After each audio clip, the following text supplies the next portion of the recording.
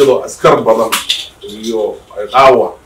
iyo dhimashaba ay guryahooda ku qoransan yihiin in hal qof milyan iyo wax lamid ah lagu shubayo siyaasad darteed dan laga leeyahay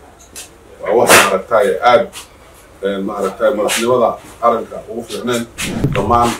golaha wasiirada Jubbaland gudoomiyaha degmada xildhibaanada Jubbaland iyo wafdiga kale la socda iyo odayaal dhaqanka ciidamada saraakiishooda dhammaan assalaamu calaykum wa salaamaya ku soo dhawaada deegaankan aan idinka soo wareegnay saacado iyo maalmo ku dhaa ay degan tahay dad Soomaaliyeed deegaanka degan muddo dheer deganaa oo magaalo ah oo runtii aad u fiican meel nabadgelyo amnigeeda sugan yahay ciidamo xoog la joogaan dhan walba laga degan yahay oo maaragtay u baahan in dawladda ay soo gaarto aad baan u faraxsan ciidamadana soo gaaraan degmada soo gaaraan baahiyaha ay qabaan dadkan ama caafimaad ku noqdo ama maxay biyaha noqdaan ama horumarin kale asaasiga waxyaabaha dawladda ha noqdaan inay arkaan oo golaha wasiirada yimaadaan ee Jubbaland dawladda maanta ay timaado waxa weeye aad baan u faraxsanahay moraal ciidanka naga iyo dadka naga shacabka degan ee Soomaaliyeed ee halkan degan bay u noqonaysaa intaas iyadana waan soo dhaweynaynaa waana ku faraxsanahay waxa weeye dadkan waa dad fiican oo sharci iyo dhaxjoogay ilaa iyo ammaan waxa weeye dad wanaagsan oo dawlad u baahan maxay ku nabad ku nool siyaasadan hadda dhacayso maaragtay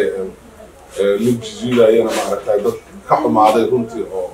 aan aad u faraxsanayn waxyaabaha lagu dul sameeyay dawladoodii ay ku sameysay ciidamadoodii oo deganaa la kala jiitay waxa weeye baahida ay qabto ciidamada ay qabaan Soomaaliyeed waan ognahay dhamaantiis in uu qof wax lagu shubo waa wax kale iyadoo askar badan iyo qaawa iyo dhimashaba ay guryahooda ku qoransan yihiin in hal qof milyan iyo wax lamid ah lagu shubayo siyaasad darteed dan laga leeyahay waa wax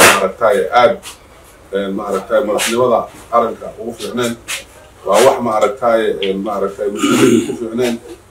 waxa weeye ciidamo kasta iyo nin kasta wuxuu u baahan yahay in si wanaagsan oo degan waxa weeye ciidamada intaasoo sanaalkan hadda ku hayay in la burburiyo cadowga al-shabaab la dagaalamayeen dhulka loo baneeyo ciidamadii maaragtay laakiin si wanaag ciidan ku filan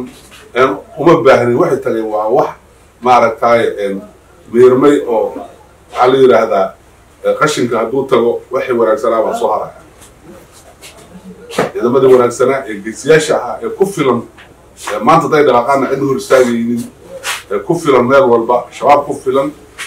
waxay kale ee ku soo duulay deegaanka ku filan way joogaan